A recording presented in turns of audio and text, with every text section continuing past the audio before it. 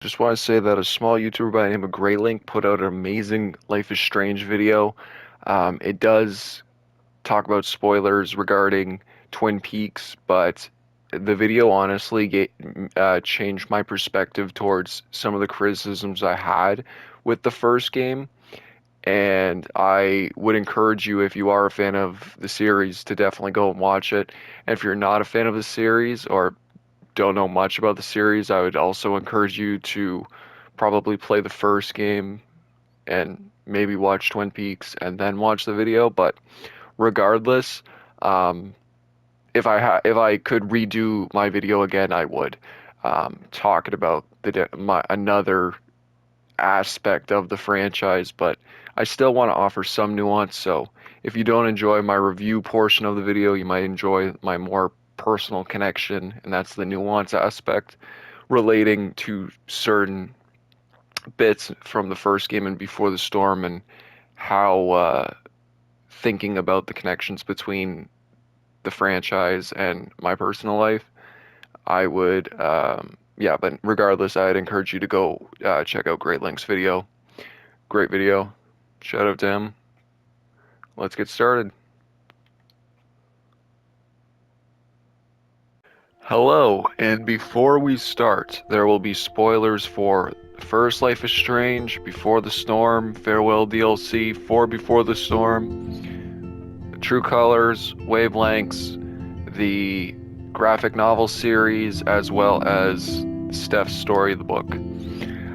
Now, originally when I wanted to make this video, I had 3 sections and I had some opinions that kind of sounded the same as a lot of other people when it comes to this series, but not only after playing Double Exposure and watching videos kind of criticizing what's wrong with this series, I started getting a better thinking about a different way to approach doing a video like this. Now, that being said, let's just get into it. My experience with the first game, I played it twice. The first time I played it, I was in high school. Nothing really resonated with me at the time. I saved Arcadia Bay. Kate died, and Frank got harmed in some way. But then I decided to come back to the series, specifically. Originally, whenever they announced the remasters, I was thinking about getting the remasters, but then I found out that all the games are free for the PlayStation Plus Extra, so I just downloaded them, and going back to the first game, it was a different experience, because while I did know certain aspects, like I did remember certain parts of the game, a lot of it was kind of just playing through it. It almost felt like I was playing through it for the first time, because it was so long ago and I barely had some recollection of how things go. Now that being said, I do feel like the first time playing through this game for newcomers, I feel like a lot of people will be like, whoa, like they point out the obvious, which is dialogue's bad.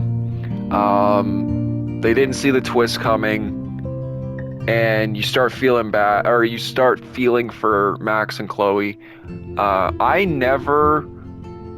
the first playthrough, I hated Chloe, and on the second playthrough, I just don't get the appeal of Chloe. I'll be honest. I'm one of the few people, or I don't know how big the majority is exactly, think that Chloe's a bad character, and I still like the series. That being said, I do think Before the Storm did a good job at making us empathize with her more, but that being said, does not excuse her behavior on how toxic she is to Max in the first game. Manipulation, abusing Max's powers. I get it, they're 18, I get it, they're supposed to be teenagers and all, but it doesn't sit right with me at all. A lot of my takeaways and a lot of the negatives come from that specifically. That being said, it doesn't really stop me from going back to playing this game because of that. The game and really just the overall series does a good job at whatever it lacks in. There's so much that's good about it, or so much that stuff that grabs me that I just cannot stop myself from, like, I don't ever feel like the need to stop the game because it's getting, stupid or bad or anything. The music is captivating. Often or not, the characters are, most of the characters are captivating. In the first game, I will say that they do rely a lot on stereotypes, but considering the new direction that Deck 9 goes, I can't really fault them for it. And again, I do think, when I think of Life is Strange, I do think of Life is Strange as a game of its time. 2015 era, whether, like Tumblr, Sad Girl era, it's just, I feel like all of that stuff, it's a time capsule for a very specific moment that certain aspects of the game can be excused for that. And I will kind of defend also the writing choices too. 18 is kind of like, I feel like there could have been better dialogue, but Before the Storm makes sense because they're 14. Now, that being said, I do think that with all that being considered, originally I was going to give that game like a 9. I feel like it is definitely an 8, but deep down I do want to give it a 9. There's certain aspects of that game, and more specifically tied with the story, that I just cannot ignore despite enjoying the rest of it. Like I said, regarding stereotypes, you got your mean girl stereotype, you got your psychotic bad boy stereotype, you got your drug dealer stereotype, you got really that's it. After that, it's like the minor characters do have some weight to them that kind of go above the stereotype. Like, I would look at like Kate, for example. Kate is not your typical religious freak person character. There's way more to it than just that, and she has more depth to her. Now, regarding depth is another thing too. I do question people that are critical of the game and even just the franchise in general, if they are basing their experiences off of first playthroughs that don't dig into the lore and darker things that are not put in front of them, because I feel like it does add, there is more stuff that adds to the characters. The characters aren't just shallow. You could say that they're shallowly written, but if you do explore their dorms and you explore certain aspects, talk to the right people and stuff, you can uncover more stuff within the story that it really does come from this franchise that I feel like cannot go ignored. So that is something I do take into consideration when I do criticize the stereotypes. Now, that being said, I love this game. I love this game in the same ways that a lot of other people, because I'm not hooked with the relationship between Max and Chloe.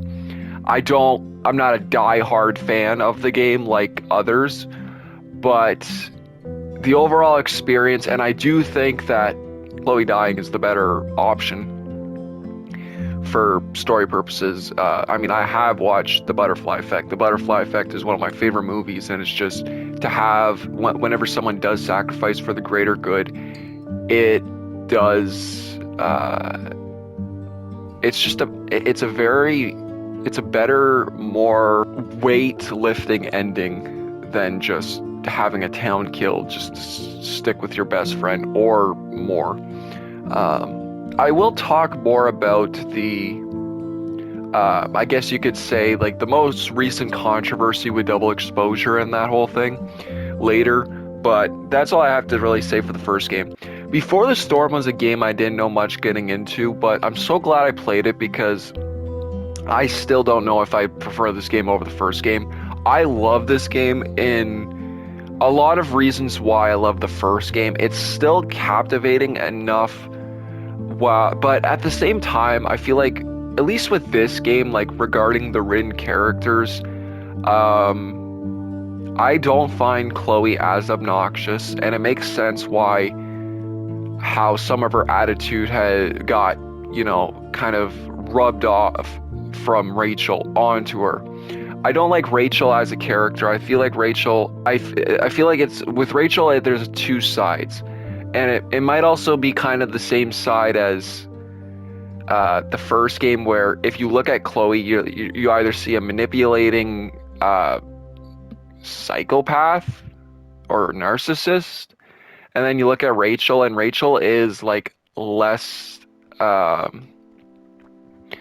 obvious as that. She does put Chloe through a lot, and considering the age, I think they're supposed to be 14, it does make sense to a point. But once she asks you to like basically put your life in danger to go find out the secret about her mom, is kind of stupid, and I don't know why people wouldn't question that. I feel a lot of people's views on some of the relationships in these games is very like one-sided, and it's almost like people that might just be blind to manipulation and are, maybe I don't want to insinuate anything, but because I've recognized my people's behaviors towards me regarding trust and stuff in the past, I feel like it's more obvious to me when I see that other characters are put into situations that they should have the right to say no, and they shouldn't just be willingly accepting to those circumstances. And yes, you can argue that it's a video game, but at the same time, some of these people really take these characters and stories so seriously, to the point where they start comparing their own life to these games. And deep down, I originally used to think that way too, but having that, accepting what's actually going on, again, and there are different interpretations, but there are some people, and including, I think, I don't remember which voice actress it was, if it was the voice actress of Kate, or if it was Katie Benz, the voice actress of Steph, but one of them said that playing Before the Storm, Rachel came off as a bad character and that she was manipulating Chloe, and there are certain people that have that opinion, and I feel like it's still a valid opinion, but that does not excuse anything. Like, I love this game in terms of storytelling, the grief, the scenes with like William talking with Chloe, and the dream sequences. I do think this game is beautiful in all of it, in all the suffering that it has to offer. The soundtrack is amazing, and really, I do really so hardly believe that this is kind of the better game. I like a little bit how it's like quicker, and it feels a little bit less. It feels like it's missing something, but in a good way, because while other people disagree with this, I do think that having little to no about Rachel and telling this story, while some people think, oh, okay, well, it's pointless, why didn't they just make it so you play as Rachel? I do feel like it adds more to the mystery of the first game. In the first game, you're like, okay, missing girl poster. But if you play Before the Storm and then you go into the first game, it adds more mystery to who Rachel was to Chloe outside of what we know. And I know a lot of people, some people don't like to think that way, but often I feel like this fan base is connected towards theories and their own views and thoughts towards what isn't shown in this game that I feel like it's a strong way of looking at it. I do think that this game is good in what it does. My issues, I guess, with it is that I mean, the bad guy in this game is kind of a stereotype. But I also do like the character growth that they did with Frank. Frank was a character that I wasn't really sure about in the first game, even despite getting the good result of not having him harmed and giving giving them the client or yeah the client list. Um, I don't know. He seems like a sketchy guy on the surface, yeah, but then eventually when he shows his emotions, or I guess like more empathy towards how you go with your questions and your decision making, that I feel bad. I kind of feel bad for him for what he had to go through, especially in with Before the Storm. While it's not really shown, like, you know, with his relationship towards Rachel, and that's only like kind of just brought through certain things in the first game. I do think that he is an empathetic human being. He's like the most empathetic drug dealer probably written in most forms of media. That I actually forgot to talk about in the original video that I had planned for this. So I'm glad I mentioned that now. Outside of that, there was that whole thing with Drew and his brother. Drew and Mikey, like where they're trying to like hide money and stuff. Again, I feel like that was just too little to warrant a whole scene, or not scene, I guess side story. I feel like this game was trying to do, like, the game was focusing way more on the original story, that the other bits could have been fleshed out a little bit more, and I feel like a lot of people agreed with that. That being said, a lot of what I had to say about the first game is kind of fixed in this game in terms of how each story's told, and a lot of the moments, especially the scene with Chloe freaking out in the junkyard in episode 1 is a scene that I resonate with so deeply, that I really liked a lot of the scenes, like the ending scenes in this game, like really like struck a chord in a way that wasn't like as like typical. Like in the first game, it felt like, okay, you know, your typical season finale type of ending, but even like the ending for the first episode was like with like the forest fire was nuts. I don't remember the other stuff, but it was pretty good. It was done well enough that it had more of an impact than just like the goosebumps feeling from the first game. But yeah, really, Before the Storm for me, I really would like to give it a 9, but it's an 8.5. It's another 8.5 that I really liked, and I still listen to the soundtrack any time that I normally rotate between the first soundtrack and the Before the Storm soundtrack, because Daughter did an amazing job with the soundtrack. It's a soundtrack that really conveys the loss of youth, or just the death of youth. I really got that from this game, and I feel like that's kind of the same message between both games, the first and the second, but it is delivered far better in the prequel. It's delivered far better in the prequel for Death of Youth. The Farewell DLC was phenomenal. I would actually give it a 10 because I had no issues with it. The fact that they managed to deliver a believable, even if it was just for a little bit, just a very memorable depiction of Max and Chloe being very good friends before the worst happened, and then having that scene where it was their reaction to William's death was so heartbreaking that I think it's probably the best scene in all of it's probably the best well done scene in all of the series, next to yeah, no, I would, yeah, I'd chalk it up as probably the best scene. I really, really like, that was an emotionally impactful scene.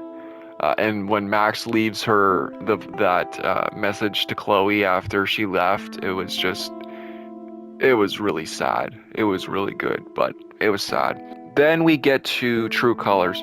True Colors was a game that I didn't know much going into, but I did spoil myself just to figure out like what the draw was for this game, what the powers was, the place and all that. I was really hooked on the idea of having a game set in I already forgot. Was it Colorado? Yeah, I think it was Denver. Yeah, Denver, Colorado. Considering the fact that a show that I really like, Resident Alien, is set in basically the same place. If you look at Haven Springs and the place from Resident Alien, they are the exact same place. I really, when it came to this game, I was disappointed in a lot of places, considering that, yes, it was made by Deck 9, and I wanted to see where they were going to go with this. I do like Alex as a character. I think she's well written, but a lot of the expedition and a lot of stuff relating to her backstory was handled very poorly. I don't know why they did it, but I do have one theory that I'll get to soon. The characters were mostly boring except for Steph. I think Steph was the best character in the game. I didn't like the fact that not only the death of Gabe was underwhelming, but the fact that they decided to use the whole terrible TV type of trope where once they kill off a character, then they appear like, you know, talking to the main character in like the self-conscious state where they're like right beside them. I hate when that was done on One Tree Hill. I hate when it was done here. It's a dumb trope that needs to die. And personally, I do think that the best part of this game, like I mentioned that most of the characters were boring, but one of the best parts of this game that I really enjoyed was the community aspect of it. I like when games have that small community vibe where everybody knows each other, everybody's helping each other, like, you know, like a family. I feel like it's underrated, and the fact that they decided to use it in a Life is Strange game really added more to the immersion, because in the first game and the second game, yeah, you have your side characters, but no one ever feels like they're close together, they're really friends. They're just interactions. In this game, everybody knows each other, everybody helps each other. I love that. I did not like chapter 2. Chapter 2 sucked, except for the ending. I do think the ending was done well when it came to talking to Ryan out of not feeling guilty about Gabe's death, or being responsible for Gabe's death, as well as the scene where you talk to Charlotte about her anger, and depending on whether you take it or not. I think those were very powerful scenes. I like Charlotte's scene more, but it was kind of emotional. Like, I get it. I really do like the fact that they use this power where you can read people's emotions, and whether or not you could argue it's good or it's kind of stupid. Sometimes it's kind of stupid. The ability to like read objects and stuff, like, well, cool sounding. It's an interesting idea. it made the one segment where you have to talk to, I always forget her name, the one that was like having dementia and forgetting stuff. He had to remind her like what she did that day. That was stupid. Even more was when I left the building and I had to go talk to Riley about to see what Mac's hiding, and I couldn't find Riley despite not. I mean, I looked all over the place, but I don't know why I didn't just decide to look. There was a bench between the flower shop and the other place. That took like 10 minutes. That was not fun, and that really just brought down my entire view for that, and as well as the actual ending for the chapter when it came to them letting off the lanterns and that really good song playing. That was a very good moment. The thing that I mean, I'm trying to like just go in like what I like and what I didn't like at the same time, just talking about my overall experience. When it came to after that, the reveal that this company is responsible for the death, it's interesting.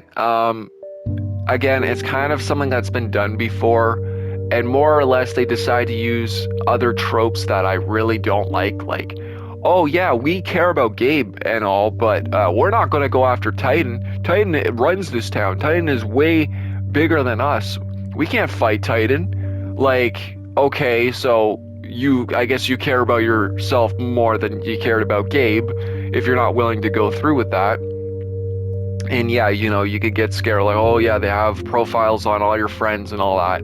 But at the end of the day, it's like, what were we working for? Because at the end, when I got to this segment where I was talking to the police officer about the whole situation, about the evidence, I was just like, can I just leave and then just go and then just finish the rest of the game with Steph? Like, I was getting to that point. I didn't think we were gonna like, okay, well, we're gonna have a reveal of an antagonist that you never expected to be the antagonist. It happened. But then honestly, the ending was kind of, I didn't mind it. As much as it's stupid to sound, you basically make this grown man cry and confess to what he did. I feel like it is, looking at the weight of things, it makes a lot, it's, I mean, I don't know. If you explain it to someone, be like, okay, so this is what happens.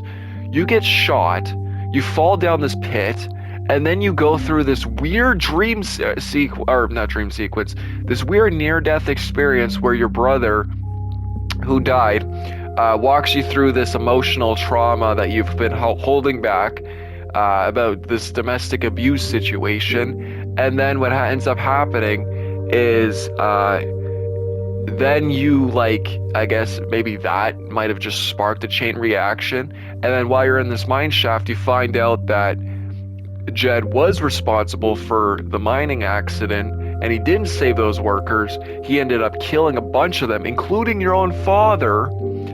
And then Alex takes all this knowledge, goes to confront him about it. Then it's kind of like, it's not, I mean, I get it when you like put it in like, okay, yeah, you make this guy cry and then the end, but at the same time, when you consider about everything she's learned and just pushing back everything that it's the truth on him, and even when you choose and I forgive you, like that was, I do think that was a very powerful moment, and that was a really probably the most standout moment of the game for me. I thought it was very powerful, but then it kind of just cuts to, the CEO resigns and you get to decide whether you stay there with Steph or you leave. It's kind of like, I don't know. I kind of disagree. I feel like there could have just been a little bit more thinking on how they would have done that. It wasn't very satisfying, but the game, I put out a video before this called True Colors is a Beautiful Mess, because really at the end of the day, that's what it is. It's a beautiful game with a lot of stuff that could have worked, but it's a mess on how they handled gameplay, story decisions, TV tropes for some reason, wrapped up in a cliche but still somewhat decent game.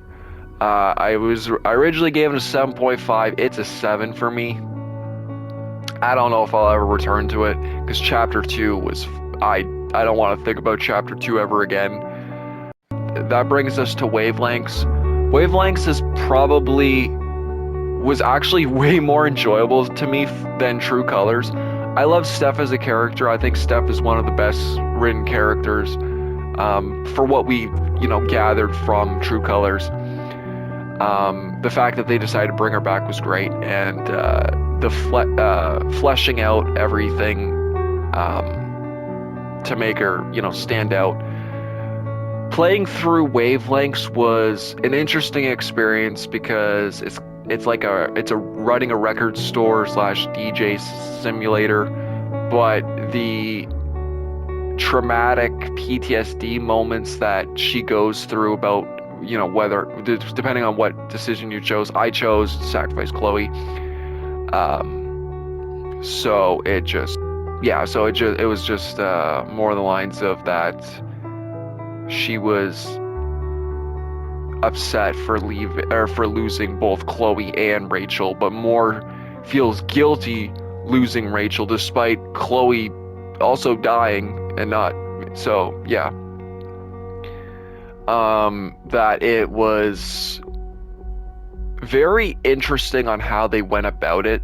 The best standout moments for me in Wavelengths was when Steph is having the video call with Mikey and they're playing D&D, and then basically Mikey admits just why do you think I'm here? It's people used to think of me as I'm Steph's friend, but I need you. Whenever he said that, I've been in those moments that just really struck a chord with me that did not come from the rest of the game. While I did appreciate what they tried to set up with Gabe and Alex, it was not there. Once you kill off Gabe, it was just it wasn't there. I appreciate him for guiding Alex through the near-death experience thing, but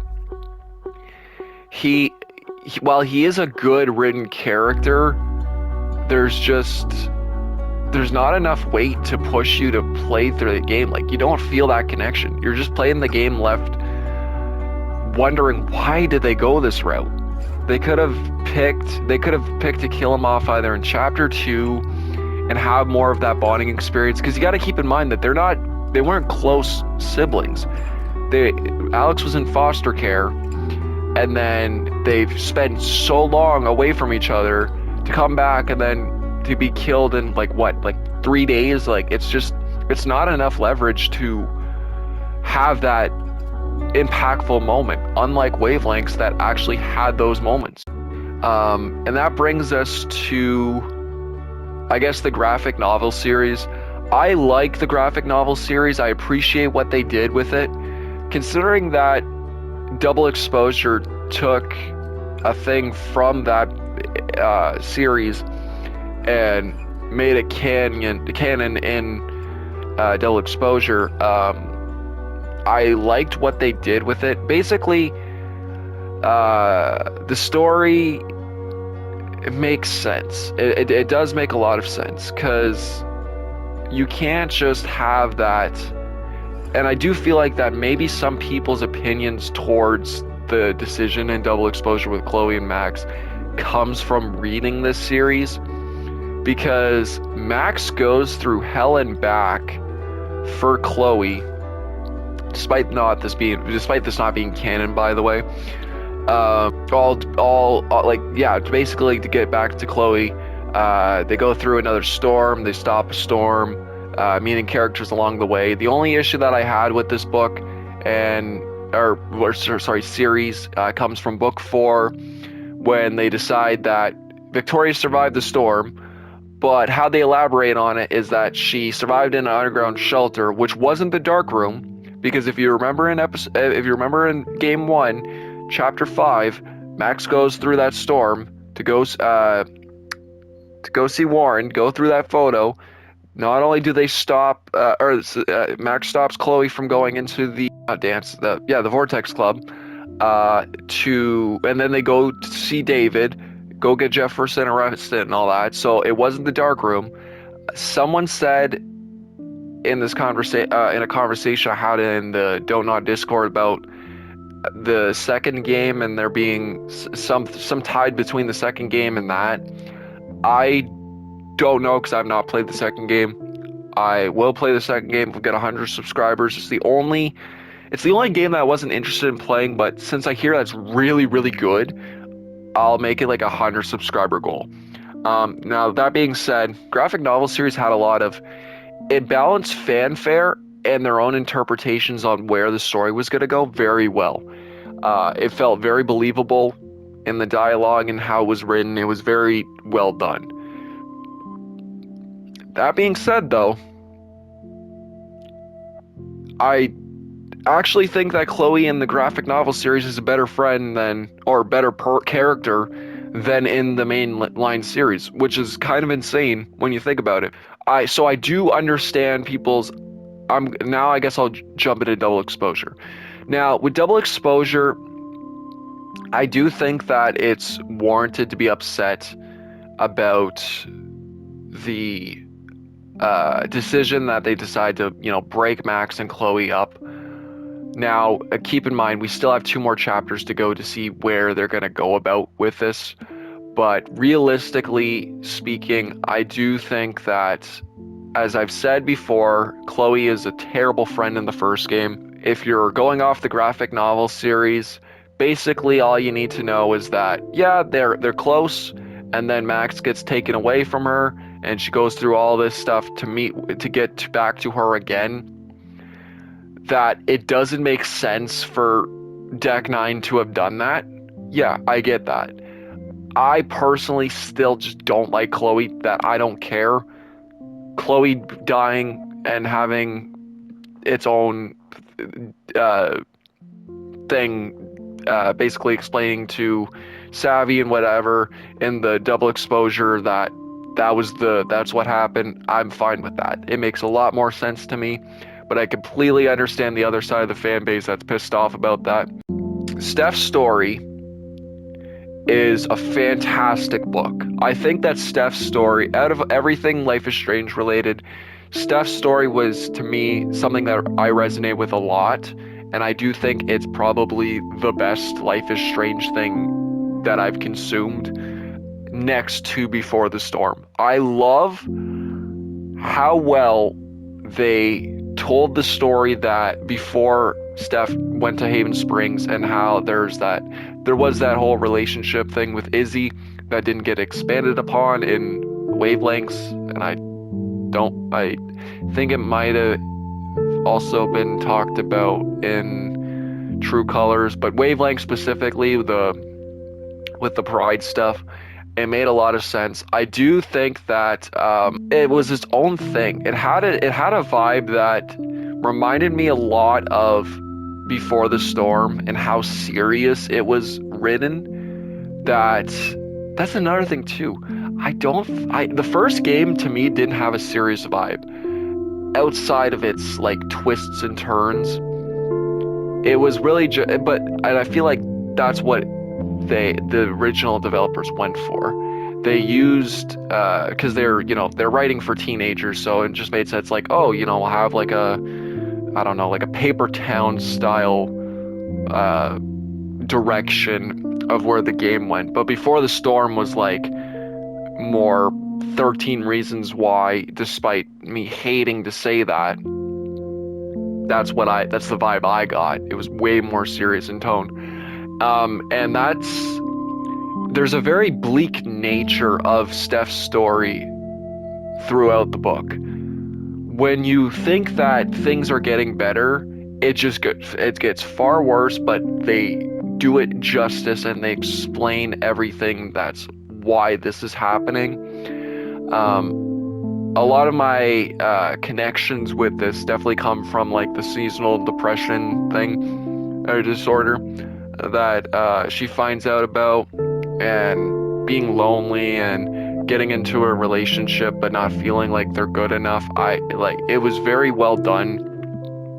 The relationship with her dad, and that her mom died from the storm. The book is obviously tied towards you not sacrificing Chloe and sacrificing Arcadia Bay. There's just so much lore stuff to process whenever I'm thinking about what I'm gonna say about this series. There's just so much, and even people that are like really like in depth into this lore and all that, I cannot talk to them because I feel like it might ruin my perception of the series unless there's a question that I absolutely need answered. I just don't want to have.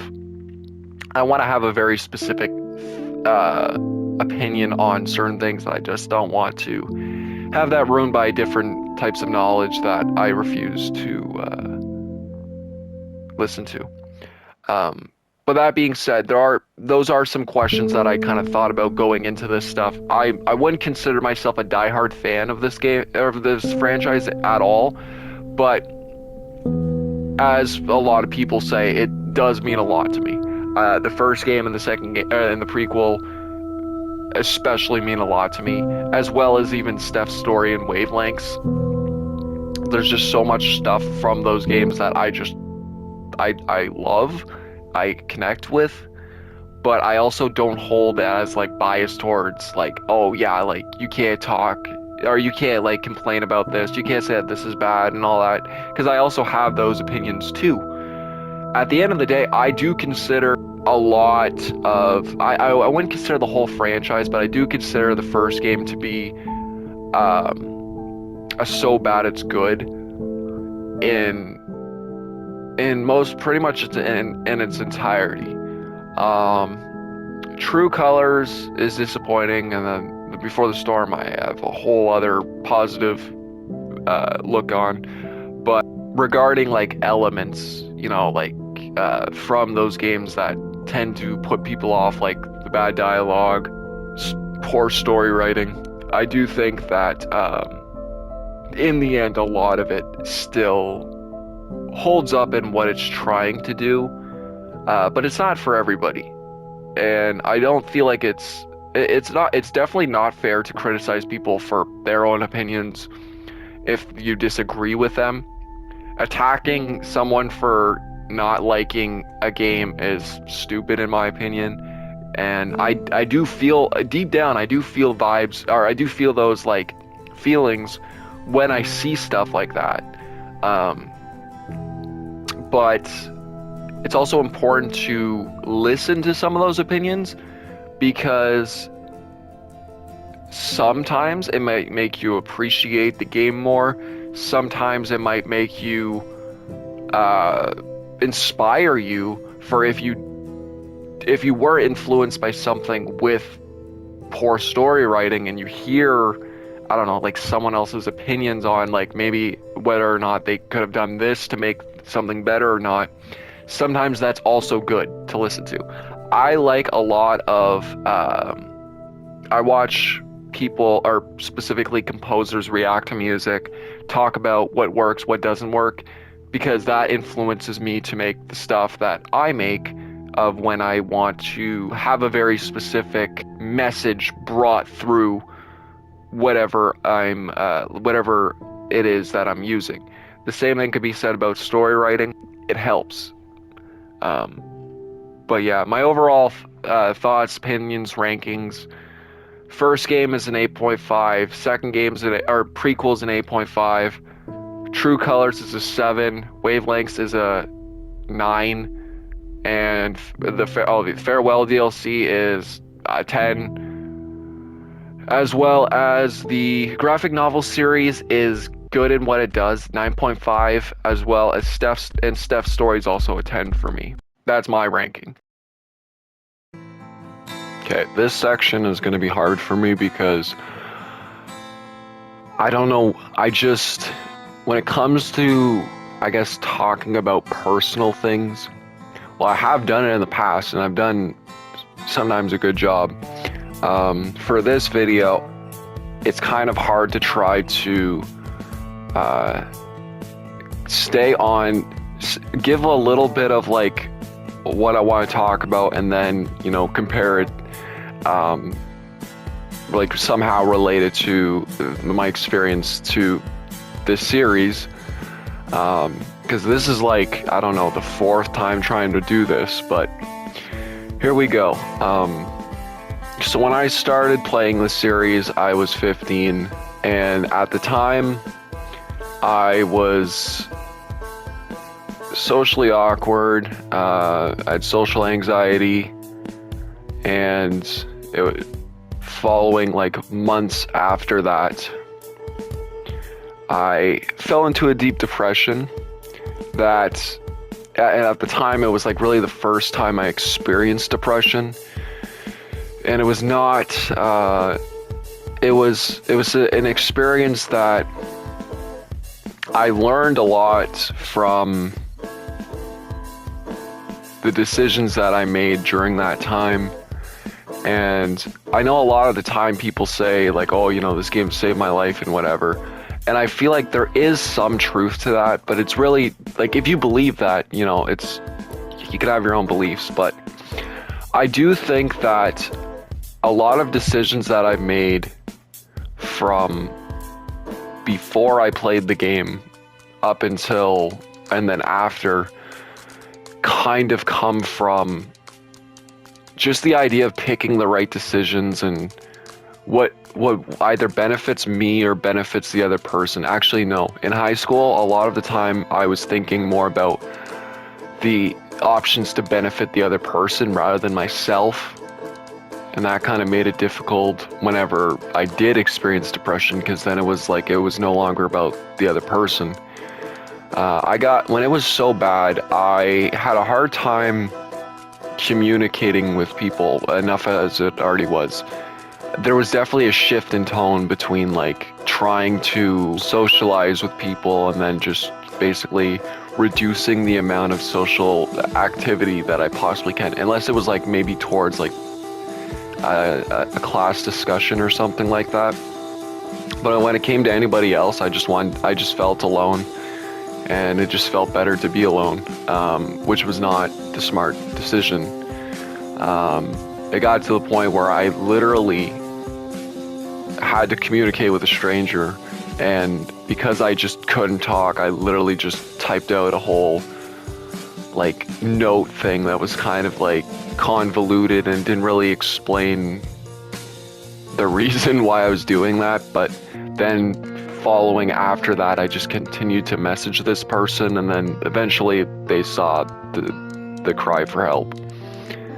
It was in that period of time that after this experience happened, to the point where I got to the point where I considered not wanting to live anymore, that eventually that person did get me help. I realized that in that moment of time, a lot of people tend to like be like, oh, well, you know, it's just, some people would be like, well, you know, like I was in a dark place and all that stuff, like, can you blame me? And I never had that outlook. I mean, I did in my head sometimes, but communicating this story with people, I normally always blamed myself for it. I feel like it was just grief at the time that I did originally blame that person, and then kind of just felt it just switched towards blaming myself and feeling guilty. And what I take away from that moment is that after that, it was all about thinking about what you say to people. It really wasn't until probably 2021, and probably about half the year of 2021. It didn't matter what I accomplished then. I will always feel guilty about what happened when I turned 16, and I thought about wanting to die by my own hand. That when I thinking back to the series, or specifically the first game, when I still remember the time frame from when I got to the Kate scene and watching her die, towards not wanting to, and thinking like I don't ever want to be put in that position, because I have been put in that position back in like elementary school where it became so much of an issue, the bullying and everything, that I felt like it would have been better to watch, or for people to watch me suffer under their actions. But when you grow up and you realize that that's stupid, in high school it was more just like I would rather have it happen where no one knew what was wrong except for that one person, and then like that could have been like our secret. But that's also not that's also not a healthy way of thinking. You got to keep in mind that when I played the game I was 15, and when I had these thoughts I was 16, and then once I turned 17 I eventually grew up. But 18 was the point where I just started thinking about the future. Really, the pandemic had a massive effect on me, to the point where a lot of people that were extroverts that were struggling in that time, I was introverted, and then I became extroverted after the pandemic. It was a weird time, but I do thank the pandemic for that. While I didn't have that sense of youth that other teenagers got to experience, at least I feel like I became a better person out of that. Now, that's like the main thing that I want to cover. Now, the second thing is like, we can get rid of the past trauma and shit and just talk about something that I feel like, I don't think a lot of Let's Players or whoever played the game kind of talked about this, but the thing that I really wanted to talk about was the portrayal of authority in specifically the first game and the second game, or the prequel, that I also relate to. From elementary school, going into college, actually. And I'm going to try to keep these instances brief, but at the same time, it's like you need context to understand the whole thing. But in middle school, we had a new principal that hated me. And it's weird because in college, I had the same I had a group conversation about this, where it's like, oh yeah, or even One Tree Hill, I'm pretty sure had a quote that was centered around like, oh, you think that the world's after you now, but when you grow up, you'll realize that you're the one causing the problems. And that was not the case for me at all. This principal had it out for me. I can't necessarily name every problem or interaction that there was, because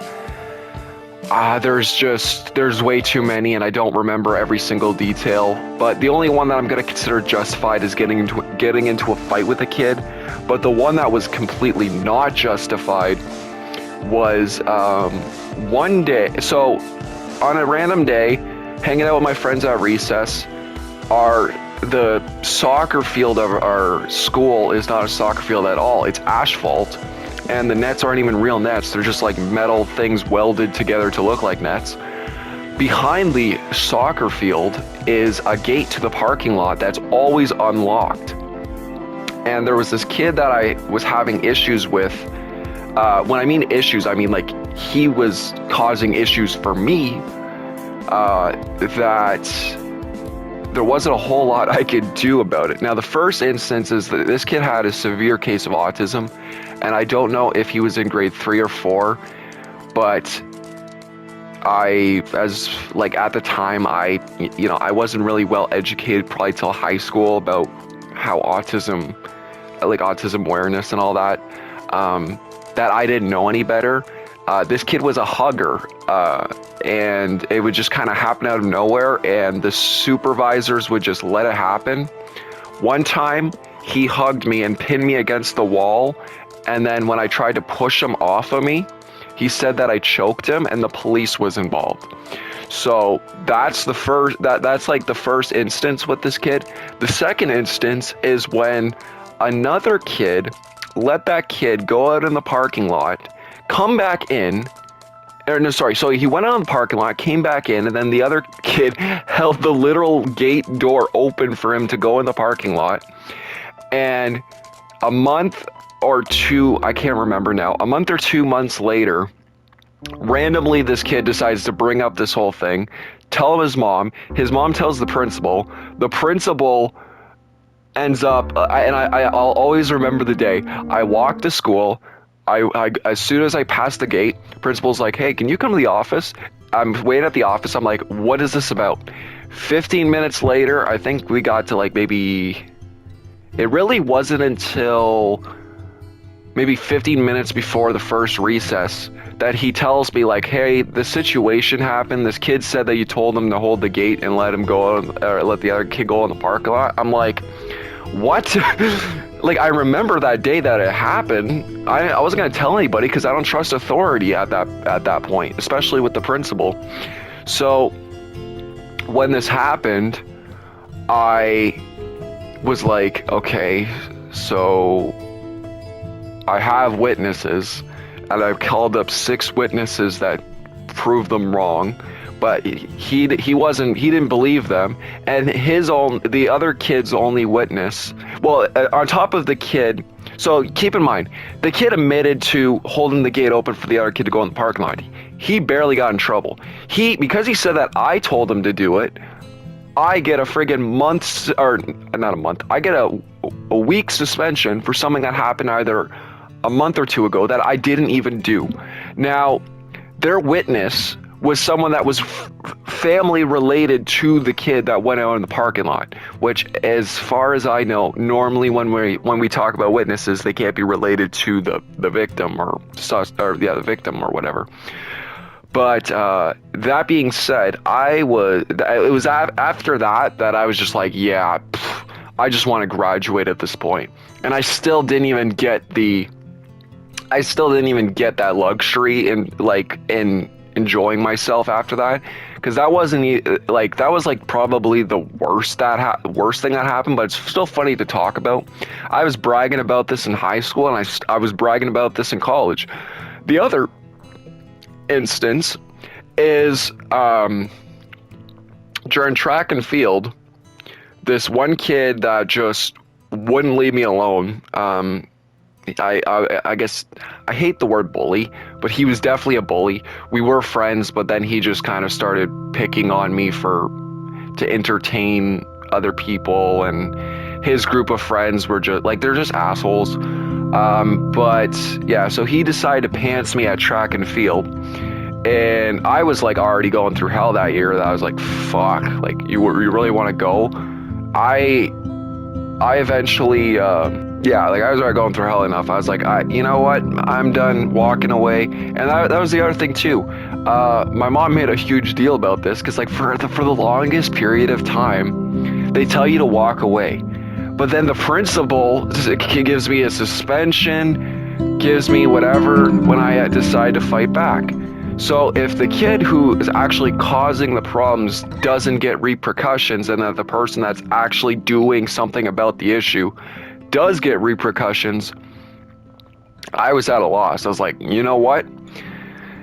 So I decided to fight back. I barely did anything. I hit him with his book bag, and I like kicked him in the knee or kicked him in the leg or something. My teacher wasn't happy. The teachers at that high school weren't happy. By the way, this is the high school that I was going to too. Keep that in mind, as well as if you consider GLS, which is like the kind of like it's a program where you do like 3 subjects that give you an extra credit when you get into high school. I was also doing that at this school too, that we were at. And well, yeah, so this whole thing happened. I decided to walk home. I wasn't taking that shit. I was just like, you know what? You can wait, or you sit here, you boast with all the popular kids about what happened. I'm not waiting for my mom to come pick me up or whoever to come pick me up. I'm just gonna walk home. And then they told when I got picked up, I was like, oh yeah, they're gonna call the police if I didn't show up in 10 minutes. So again, I just did not. I did not care. I got pushed past my limit. That accepting authority was just no. So I think I got suspended for 2 days after that incident. He had an in-school suspension. I had out school, of course. The principal clearly just didn't want me at the school, and I had a conversation with him, and my grandma was there. It was like my grandma, my mom, and I. So we go to talk to the principal about it. He's just like, if you continue going down this road, you're not gonna live a happy life. And there's just so much I wanted to tell him in that instance that my grandma was, and then my grandma after was like going on about like, oh man, like if I had it in me, I would have like smacked him across the face for saying that. But it's kind of ridiculous when it got to the point where my guardians and parents didn't accept not only it didn't accept what the school was doing, but just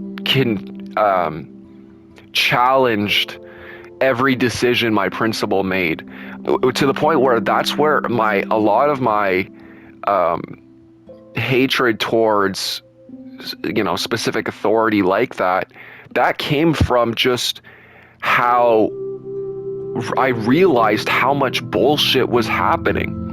And I think back to Life is Strange, and like I understand that it's like, this rich town, or the rich kid's father basically owns the town and they're under the Blackwell thing. Well, don't worry, that comes in the next story too. Basically, after track and field happened, I think it was 2 weeks before I was going to graduate, that same kid who pantsed me at track and field took my sweater, and the principal knew that it was my sweater.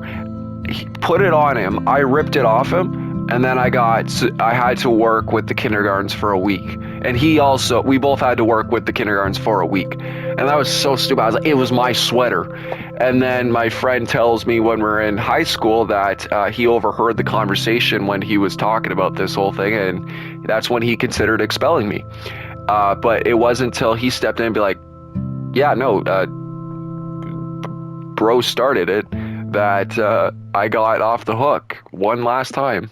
Now, this other story is so stupid, and it might make you feel sorry for me, but I need to let you know where I am now is a good place. And it still frustrates me to tell this story, no matter, even if I sometimes laugh and joke about it, it's still not funny. And regarding the whole bigger picture of this story is just sad when it comes down to it in the end. I have a video on this, but I'm just going to cover this story in finer detail with the best possible telling of it in this video. This comes from college. Now, in second year social service worker program, I had a class that was centered around counseling. When I was in college, at least my second year, I really started to like wanting to get out of my shell. I would say, started becoming way more talkative, more extroverted, began to trust everybody, and I just felt at home in my college program. My friend group encouraged me to participate more in class, and I decided to participate in a counseling demonstration with my friend, where my best friend, very good friends with still to this day, was playing the role of the counselor, and I was playing the role of the client. I decided to tell the story about traumatizing that stranger in high school, And when when I told that story, I felt like a weight was lifted off my chest. After that, I also shared other bits and moments in class, basically talking about how the elementary school system failed me, talking about all the bullshit that I went through there, and I think our class was like 18 to maybe 26 students on a daily basis, so keep that in mind. The counseling classes were split up in 2 different groups, so different times for each group. I had, I think, the first one that goes first, but when this happened, it was just so great. I just felt like on top of the world.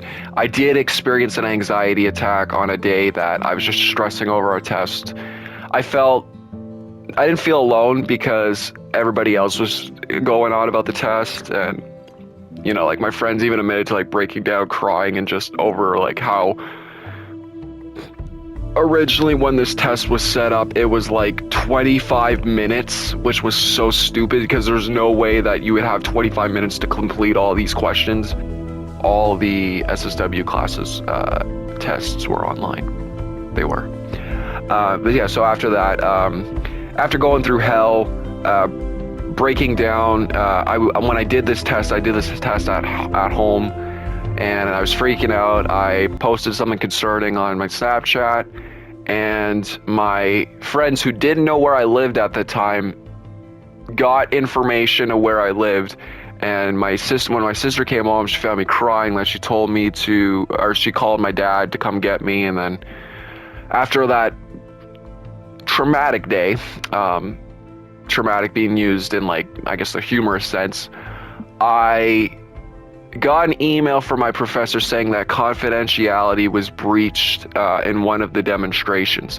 Now, I mentioned before, the serious demonstration, I did take an opportunity again to play the role of a client while my professor was playing the role of my counselor. And I was basically talking about a relationship that was kind of just concerned of where it was going. And I talked about a lot how a lot of stuff from basically that one moment from the past made me worry about how I got into relationships and friendships with people concerning trust and all that. It's just, yeah, a lot of that. That someone decided to record the entire demonstration. And again, I'm going to stress this enough. I'm not concerned about what was recorded in the conversation. Specifically, I mean, there is one moment where my professor says, it seems like you have a past history struggling with rejection. And that's something you don't want recorded on video, but that's probably the worst thing that got recorded. My biggest takeaway and biggest issue from this situation itself is the amount of knowledge the person that recorded that knew about me and still chose to do it was fucking insane. Now, when I found out who did it, I didn't know this person at all. I gathered from just the way this person talked was very wannabe influencer type of thing. She looks like one of those I don't know, Alyssa Violet or Cinderella. Yeah, those types of people that I just fucking hate. That I knew getting into this apology, whenever she actually had to apologize to me, that this was not going to be a sincere apology at all. Talked it over with my counselor, and then she apologized, and it wasn't even really an apology. She was crying because she got caught, not because she did it. 20 people saw the video, and a bunch of people from my course saw it, that reported it. And I take that in consideration, especially for later on, that I was like, I wasn't, for the first 2 days, I was in denial that this happened. I didn't care. Everybody around me during this cared a lot, very, very much. They continued to say, well, you got to go to the school board, or you got to talk to the dean about this. Like, something needs to be done. This person needs to be, like, dealt with immediately. And I was just like, man, I just want to get through college. I don't want to deal with this shit. Everybody knows I've been putting up with this shit since friggin' elementary school, that the last thing I need to do is go through this again. So no surprise, nothing got done. I was asked what I wanted. I was asked what, like, the consequences I could come up with were, or like what I would choose for consequences. I said that I want this person on their file that they broke confidentiality. I don't care if it was during a simulation of it or not. Their field placement place needs to know this, as well as if they're going to get a job. And I feel like that wasn't asking too much, but my professor said no to that, and I wasn't surprised. So I talked with my mentor, and he's told me to go to the board. My field placement coworker told me to go to the board, and one of my friends at the time told me to go to the board. And even my other friend was talking to another professional, like therapists and social workers, and they all told me that this is not okay and that this needs to be dealt with. So when, in this instance that I'm talking with my counselor, or not my counselor, my friggin' professor, he told me that the dean ruled this as not a targeted attack, which makes sense. It does make sense. And he also said, oh, well, you weren't the only one on video. I myself was also on video too, and I get it. But at the same time, this person has no care for they have no care for other people's lives. And they did this out because they didn't care. They didn't do this because they hate me. They did this because they didn't care, and I feel like that's worse. Would you rather have someone record you because they don't care, or record you as a vicious, as like a hateful attack? I would prefer the person that has some sort of vendetta against me, against someone that just doesn't care what they do. This person's family is rich. This person is literally getting put through college because their family could pay for it. I'm literally dealing with a Victoria Chase that I started to go about all my options. I wrote the dean. The dean never responded to me. I wasn't going to the board. I mean, I was gonna talk to the dean, see what I can get, and then go to the board, but the fucking dean would not respond. It made matters. The worst part of all of that, if you can believe that it gets worse from that, is that those people that reported the event, or the recording of it, didn't tell me about it. And here's the wild thing.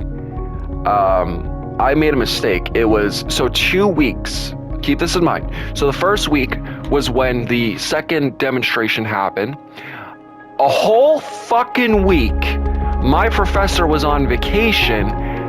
That it wasn't until, I can't remember what day it was exactly, but I'm sure it was like in recent days after that got out, and people eventually started to like get in touch with, the professor and talk about how serious this whole recording thing was.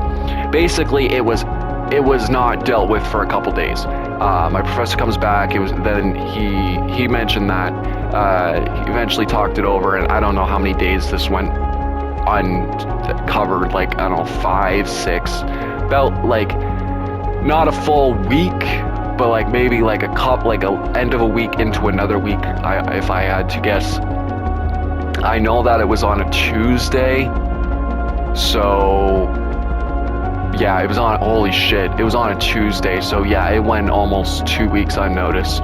No one told me about it, and I didn't find out about this until my professor got back, which was really really something. I got to a point where it's like, I don't know who I can trust, so I started messaging certain people, asking them about it, and then the guy that one of the guys that I trusted the most, basically told me that, yeah, me and some people that wish to be anonymous went to it, or went to the professor and talked about it, but it was one of those instances that kind of took me back, and I didn't think about it until really playing through the first game again, that I really thought of myself as like a Kate situation.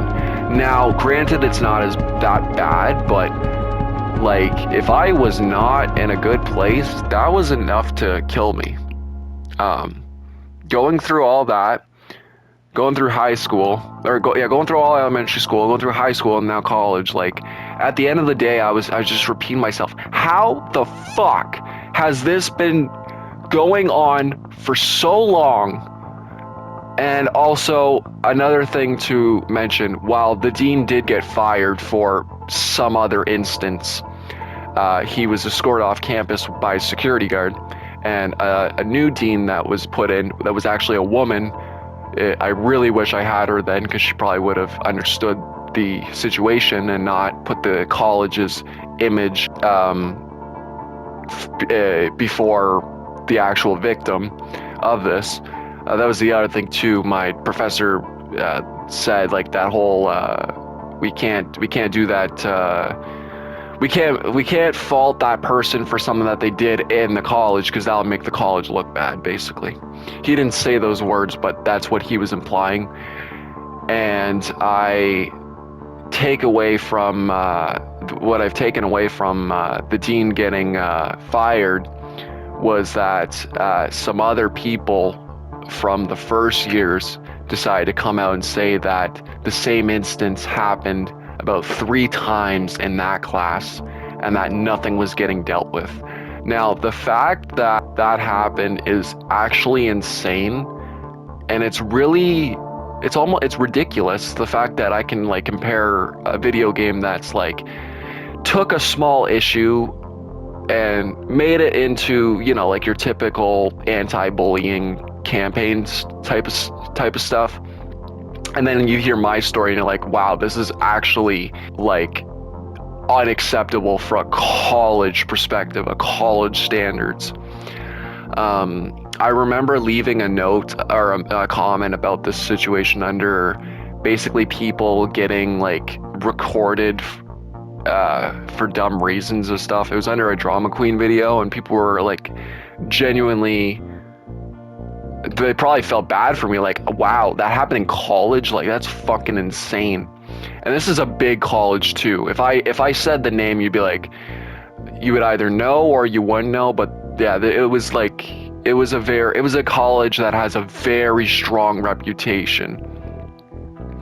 My point with this all is that I resonate with these games, I guess, cheesy. Some of them can be cheesy, others you could, like, be realistic messages when it comes to, like, anti-bullying, when it comes to authority being useless. Now, especially because of my experience, that I completely understand people's views on the game in that personal sense, because I've been through it. You know, it's one of those games that really connect with me, because it's like being that quiet introvert and having them represented in a good way, like Max, for an example, but Kate's more specifically, that I tend to, I love when media does that, when it could struck a chord with me like that. It doesn't, I look at that and I don't think of it as cheesy. Well, yes, in 2010s, 2015s, like with anti-bullying campaigns, they were cheesy, but I do think that this game did it justice to the point where it wasn't like, I mean, it was kind of like 13 Reasons Why cringe, but at the same time, I have that personal connection with, that I don't fault anybody for saying that it resonates with them. I do think that a lot of my opinions that go into that come from like the writing of this game specifically, and I completely understand why people feel like that way with Life is Strange. While not being perfect, some people might see it as perfect, and I don't fault them for that. And that's how I see it with Life is Strange. But then I also see the other side of people that don't see that, and I feel like we need to accept that as people that enjoy media. We have to accept people's negative opinions, and we also have to accept bad things, whether we like them or not. If they're good, if they're bad and we enjoy them, we're not a problem. If they're good and we don't enjoy them, we're not a problem. Everybody has their own opinion, and I feel like just saying that out loud, especially nowadays, a lot of us are too engrossed in what we love, that I would encourage you to either seek out bad media or seek out negative reviews of the stuff you enjoy, just to have other perspectives from things. You can't always just love something for you can't just say that something is like exceptional and not look at the flaws. You could argue that yes, there might be certain things that fit that bill. I don't know, The Godfather, Goodfellas, Pulp Fiction, but at the same time, people probably still have nitpicks with that you won't agree with. I think specifically nowadays, when it comes to the especially nowadays with the double exposure and the Chloe relationship with Max, I look at that as the game did it on purpose to have your different your endings, right? You either choose to sacrifice Chloe or you choose to sacrifice Arcadia Bay. I still feel like there's no real reason to, and I'm gonna die on this hill, there's no real reason to connect with Chloe unless you read the graphic novels. In the first game, she's not a good person. She's not good at all to Max. But I understand if you also resonate with the character and you appreciate the character, that it feels like a gut punch to have that relationship taken away. But I have, like the game did it on purpose, is you have your specific views, and we really only have to the next 2 chapters to see if anything gets dealt with. I don't think it will. But that's also okay, because I don't know why you put your faith in a completely separate company to begin with. I mean, what they decided to do was pretty bad, but at the same time, like, I think it's kind of not my place to say, because I'm not a fan of that specific outcome. But yeah, now that that's being said, I'm glad that I'm finally got to make this video, make the video that I wanted to make, cover the topics that I wanted to cover, especially having my own personal connection with this game, and kind of just exploring how a lot of my thoughts conflicts with whether or not I enjoy this game franchise because it's good, or just because of my own connection with it. That it felt good to finally voice those opinions out and hear them, especially going back to them, because I guarantee I'm going to change my mind on certain things. And another thing that's also a given is if I go back to that game now, I'm going to have a completely different, any game really, the first game or Before the Storm, not talking about True Colors. If I go back to those games right now, guarantee I'm going to have a completely different opinion, because it's one thing to play them and then review them, but that's another thing to play them, wait a bit, and then finalize your thoughts on those games. What would be an 8 now could be a 9, and what would be a 7, well, not a 7, what would be an 8.5 now, so what would be an 8.5 now would be a 9, or even a 9.5. I completely understand people's love for the franchise, but I also understand thinking realistically about certain aspects of the franchise and what I would consider to be good media and not as good media. But at the same time, you know, like I'm a massive fan, and in order to be a massive fan of someone you love, you gotta have those criticisms, and not being critical over that. It's like, I mean, there's certain media that I enjoy that I'm not overly critical of.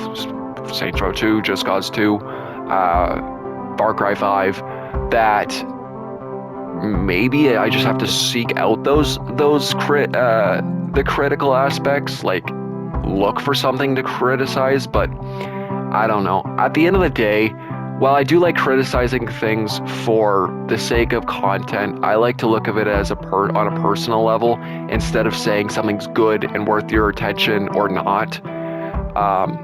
I've been getting out of that recently, specifically with music. I prefer to listen to stuff that professionals review and explain what works and what doesn't, instead of some snobby music critic being, oh yeah, this is good, this is not good. Next video, we'll be talking about the importance of lost records and I guess the overall future for Life is Strange.